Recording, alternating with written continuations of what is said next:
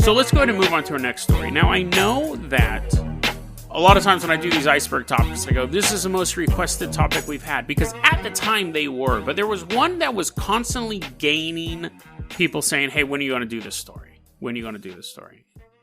And it's time. The reason why it took so long, these conspiracies are much more time intensive to research. A lot of times people go, do more iceberg conspiracy stuff. And I do, like Kentucky Meat Storm was iceberg conspiracy, but the stuff that I really like, the deep conspiracies I really have to get into, they take a while. I enjoy researching these ones. I really enjoy researching them because I'm kind of trying to unravel a puzzle. It can just take a while because they keep running into roadblocks and go, oh, now I'm back to square one. On YouTube, this was requested by Bent Fox, by Red Baron. On email, there was Matthew T., Jimmy M., and on Twitter, I had Harrison. All of these people requested mud flood. Now you go, mud flood? What is mud flood? The year is 2019. The place, wherever you're at right now. It may just seem like a normal day, but you remember in the back of your mind, you remember when you were in school learning about this day. It was the day after humanity decided to start building out of the mud. This was the day when humanity said the mud flood would no longer hold us back. You remember learning in school about the great excavations of Europe, how they had to dig cities out of tons of mud that came rushing down from the mountains.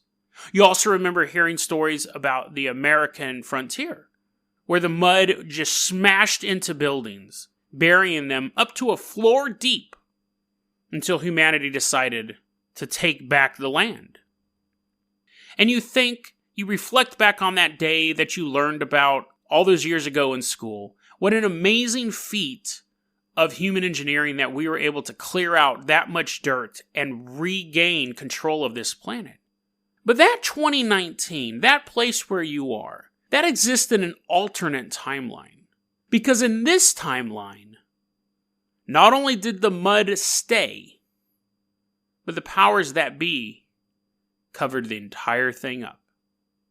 The Great Mud Flood is a very, very interesting conspiracy theory. And for this one, I'd been working on it for quite a while. I actually reached out to a friend of mine, Mitchum. I was like, I do not know what to make of this. There has to be a rational explanation. This one, I was completely stuck in. And none of these are mud puns. None of this stuff like digging out of a hole or getting stuck and stuff like that. None of these are mud puns.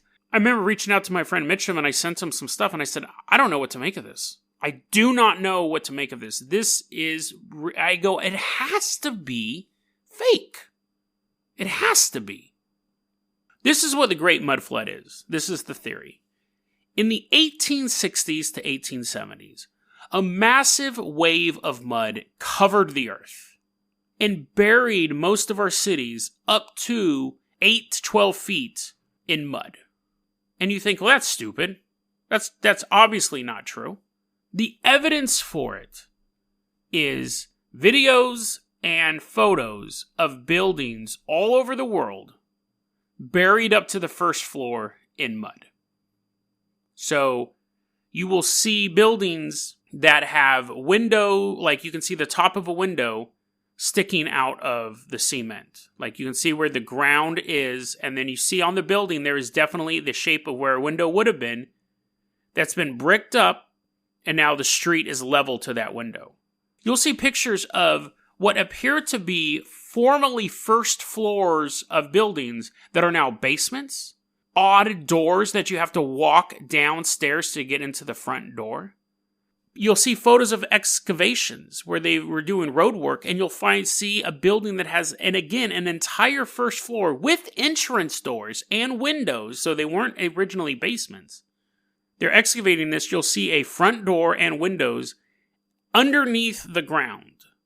And I'm looking at these things and I'm thinking, okay, these photos are real. There's actually a building that I know of that has the windows sticking out of the ground corner. So these photos are real. These photos are not photoshopped. And I'm looking at them and I'm watching these videos and I'm thinking, yes, that evidence is real. Those buildings are farther underground than they should be. A front door should not be underground. But the idea that a mud flood covered the planet and buried all of these buildings, I was thinking, that's not true. Now, see, here's the thing. The theory, there's more to the theory. So not only did the mud flood come over, but it was covered up to hide. It was basically used as a hard reset on humanity. Because there was this super advanced civilization that was so wonderful and at peace, and they had all these amazing pieces of technology and this free energy and these super weapons, even though they were peaceful. And it was like this multicultural, multi-religious society that existed before 1860s. And the mud flood came. Super technology didn't help them stop that. And at that time, the powers that be, whatever boogeyman you want it to be, said, we're going to wipe them off the map, and we're going to say they never existed, and we're going to use this mud to basically bury everything that's proof of them, and do like a hard reset on the history of the world. So I can buy, so basically I'm working against two conspiracy theories. One, the civilization, the super advanced civilization that's been wiped off the map. And two, a history reset due to the mud flood. And then three, just the geographical features itself. Now, alternate history is easy to kind of look into. But I'm looking at these photos and watching these videos and I'm thinking, I cannot figure this out. But that was the main piece I really needed to tackle. And that's why this took so long. I talked to Mitchum and I sent him this stuff and I go, this is killing me. This is killing me. There has to be a rational explanation for this. And he actually pointed me in the right path on the mud flood thing, which is really interesting. Now, what I'm about to go into, you could say, I'm going to present this and you could say, well, that's not the case in this city and that's not the case in this city. But I think it's close enough and I have enough proof for enough cities that it applies to most of them. There were massive rain floods in the 1860s around the world. There was this huge rainstorm, set of storm systems, all sorts of stuff. And there's geographical and historical records of these massive rainstorms that caused flooding everywhere, almost all over the planet. And when we look at these buildings that have been covered up by the mud, this episode is probably going to run a little long, but I kind of got to get through all this stuff. When we look at the buildings that have been covered up in the mud, they were built pre-1860s. It's not like houses that were built in the 1970s are a foot deep. All of the buildings that have this mud problem, or basically the street level is where their second story would be, are all built before the 1860s. This was the thing that Mitchum turned me on to. He said, I do remember reading something a long time ago about Napoleon trying to clean up the cities of France. They needed brand new infrastructure in these cities, and they didn't know how to do it. It might be related to that. And I started looking into that, and Napoleon did go about these huge projects because they were having issues with flooding. They were having issues with cholera. They were having issues, stuff like that. But I could never find anything that actually said, so they did X. And then I found an article on Wikipedia about the razing of Chicago. Now, this was really the key to unlocking the mud flood thing. Because once I kind of cued into this, I realized that other than the razing of Chicago, this is such a mundane answer for such a bizarre conspiracy that it's hard to find because it's such a... People were like, yeah, why are you Googling that? Why are you researching that? It doesn't really make sense because we're just a small town that was built prior to 1860. We didn't really care about that. 1860, they were having problems with flooding, and all over the world we were having these huge population explosions in cities. And when you have huge population explosions in cities, no longer can you just use mid-1800 sewage technology. So Chicago says, you know what? We need sewers that are enough to basically hold the sewage of millions of people. but we can't dig deep enough into the earth to put all this stuff in. However, we can lift all of our buildings up, put in our sewer system, cover that, and then we don't have to worry about floods either. And there was a ton of documentation on the raising of Chicago. Entire buildings, entire giant buildings were lifted, and some of them were even moved, and then the ground was filled in, and then they were lowered back again. It was this huge effort on behalf of the city to do this. But they needed to do it because they needed to get these sewage systems up to speed. So in Chattanooga, Tennessee, they also... Oh, and the raising of Chicago? 1860s is when that happened. In Chattanooga, Tennessee, they were like, we know that they did something like this in Chicago, but we don't want to do that. We are having serious trouble with flooding and sewage, so we are going to fill in the streets. We're just going to fill them in with dirt. We're going to bring all this dirt in. And this was the thing. It was, and I think this was a component with a lot of these other cities, and that's why there's not a ton of records on this stuff. It was per building. It was your job as a building owner to raise your street level, because otherwise in Chattanooga, they were having serious trouble with flooding. They could not control the flooding in the area. So they said, floods cause disease. We're having cholera outbreaks. There were buildings that were never dry. You'd go into the first floor, it was always wet and musty because of the floods. They said, we have to raise the city by a couple feet, by 8 to 10 feet. However, it's per building. So as a building owner, it is your responsibility to do that. And you would have to do that, because if everyone on your block had their building raised and you didn't raise your dirt level by 8 feet, you're going to be soaping wet. All of the rainwater is going to go in there. And it happens over the course of years where people are just filling in dirt. Now, I typed in, this is what I was Googling, origin of the Russian sewer system, origin of the Paris sewage system. When were the sewers built in this city or that city? And that information is so fairly mundane, I'm not able to pull up anything like that. I just had to find these scraps. Oh, Chattanooga, also, that project took place in the 1860s. So the timeline does match up. At some point in the 1860s, all these countries said, we're having this population growth, and we're having these huge cholera outbreaks, we're having these huge disease outbreaks. We just had these massive rainstorms all over the planet. We just need to make our city a little bit higher. And we could do the raising of Chicago thing, or we can just bring in dirt and sacrifice the first floor of all these buildings. Now, the mud flood community, they have their answers for this stuff. I was reading one site, and they're like, yeah, we don't think the raising of Chicago actually happened. We think that was a cover-up. That's an easy route to get lost down. I don't think that that's fair to say when someone says, well, actually, here's an explanation for why these buildings are all around the same time covered in dirt. It's because we have these massive rainstorms in the area, or around the globe, and it made sense. Other cities were doing it.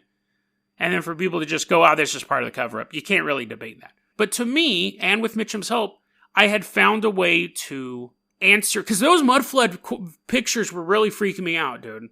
Those mud flood pictures, I'm thinking, what is going on? There's tons of them. This conspiracy theory actually tends to be mostly on YouTube because it's such a visual conspiracy theory.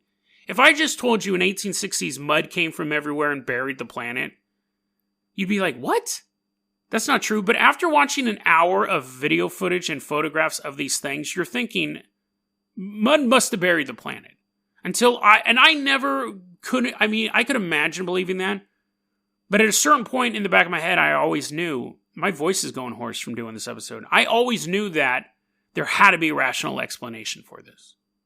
There had to be. But we're not done. And I was thinking, okay, we got it. We're good on that. Now I have to tackle their other issue about this lost civilization thing. Because if I just do the mud flood part and leave that part hanging, then I've only really looked into half of it. And that's where it took me a bit longer. This episode was supposed to come out maybe 2 weeks ago, and then I had to look into all this stuff. The mysterious civilization that they talk about that was wiped off the map, I'm probably going to mispronounce it, but it's called Tartary. Tartary. And I was reading in these mud flood blog posts, and they're like, yes, Tartary was this multicultural any religion you wanted to, milk and honey rivers, advanced technology, better than us humans, this massive nation, and we didn't like them, so we wiped them out, blah, blah, blah. And every time I'm reading that, I'm dismissing it as more nonsense, because I'm looking into this mud stuff. I'm looking at that. And as I was getting ready to release this episode a while back, I typed in Tartary, and I was like, okay, well, I need to figure out more about this, just as like a footnote. God damn it if I didn't find 50 maps of the world from pre-1860 that say Grand Tartary on them. And I was like, okay, episode's postponed. I gotta look into this now. Map after map after map, these ancient maps that have from halfway into China's borders all the way to basically Moscow that just say Grand Tartary on them. Now, this gets weird. So, Grand Tartary is this idea that before the 1860s, people in Europe referred to anything basically east of Moscow as Tatar. It was kind of this catch-all term for what was out there, for the people that were out there, and it was just like this thing. And then, after 1860s, Russia, was called Russia. Now, at first I'm thinking, well, that's kind of like how Persia exists, and then like the 1930s, Iran says, we'd prefer to be called Iran. We're not Persia anymore. And everyone goes, okay, no, we don't care. We'll call you Iran, because people in the area called themselves Iranians and Iran, or some variation of that. They're like, we don't go by Persia anymore. Okay. Same thing, Orient, that's a term that's fallen out of disuse. So we do have places on maps that have fallen out of disuse. Tartary was basically considered a wild region full of Mongolians and a lot of Muslims. It was mostly Muslim country out there. And that's a thing that the conspiracy theory dismisses. They're like, no, they weren't Muslim. It was this multicultural, great place that you could do anything you wanted with this advanced technology. But it wasn't just Muslims. But back then, it was considered basically a Muslim stronghold. We have drawings of their uniforms of their troops. Sometimes they're described as militia members. Sometimes they're described as an acting army. We have impressions of what their flags look like. There was a little article, and this was on a Mudflood website, but they had a scan of a little article saying there was an opera currently being performed in 6 languages, and it was like English, Russian, French, Tartary. I'm like, what the hell is this? And all this terminology for this area and for this region of people stopped being used in the 1860s. Just immediately fell out of vogue. And I'm thinking, as I'm reading this, I'm constantly thinking of the Persian-Iranian example, where people who live in Iran, that area is now called Iran. So you have maps you're drawn, or the Orient example as well. You no longer have maps that say the Orient, and it's like that entire region. Now you have China and South Korea and stuff like that. So it doesn't mean that the empire of the Orients were wiped off the map and it was all hidden history and stuff like that at all. It just means that maps have been redrawn. But when I look at stuff like the flag and the uniforms, I'm thinking, what was out there? What was out there? But I don't think, and I'm thinking, and I'm like, I don't think there was some grand empire wiped off the map. But I have to keep looking. I'm thinking there was no great, I was like, it was weird because it was almost like cognitive dissonance. Like, I'm thinking, this can't be real. The mud flood thing, I'd already put to rest. I'd already found, to me, sufficient answers of why buildings looked like that. But now for me to have to look into a civilization that I've never heard of that used to take up one half of Europe that was gone now, I'm thinking it's just like the Orient. It's not an issue. And then I found this. And to be fair, I did find it on a Mudflood website, but they have the link to the actual CIA document. And I checked that out as well. Back in 1957, there was a CIA document written. It was talking about the way that the Russians were treating the Muslims in the area. How they basically at first said, you guys are all welcome here, you're welcome to be here, but how this, the point in 1957, the Soviet Union, but how they were saying how they were actually subjugating the Muslim populations of the Soviet Union altogether. And this is a document written in 1957 from a CIA operative or researcher, however you want to put it. Or let us take the matter of history, which along with religion, language, and literature, constitute the core of a people's cultural heritage. Here again the communists have interfered in a shameless manner. For example, on 9 August 1944, the Central Committee of the Communist Party, sitting in Moscow, issued a directive ordering the party's Tartar Provincial Committee to proceed to a scientific revision of the history of Tartaria, to liquidate serious shortcomings and mistakes of a nationalistic character committed by individual writers and historians in dealing with Tartar history. In other words, Tartar history was to be rewritten, let us be frank, was to be falsified, in order to eliminate reference to Great Russian aggressions and to hide the facts of the real course of Tartar-Russian relations. And this was no isolated case. In every Muslim area within the USSR, historians on orders of the Communist Party have rewritten history to distort the facts so that the Russians appear always in a good light. Needless to say, histories which present the facts truthfully have been withdrawn and destroyed, so that the present and future generation of Muslims are forever denied the chance of learning the true facts of their nation's past. I don't think that the Great Mud Flood happened. I think that there would be way too much evidence of that all over the world, and there really isn't. The evidence can easily be explained away by them having to redo the systems. I think the idea that Tartar or Tartaria was a advanced civilization with way cool, super epic mechs and like this awesome magic and this free energy and stuff like that, and they're multicultural and blah, all these buzzwords, I think is absolute trash. I don't believe that at all. But the idea that there was a nation within the past 100 years that was basically wiped off the planet and then actively suppressed to the point where the CIA is talking about it in 1957. I mean, it could have been an alliance of city-states type of thing, so they did have like flags and stuff like that and uniforms, but it was never a great world power. I'm sure there are a lot of countries and regions that have changed names over the years, like the examples that I've previously given.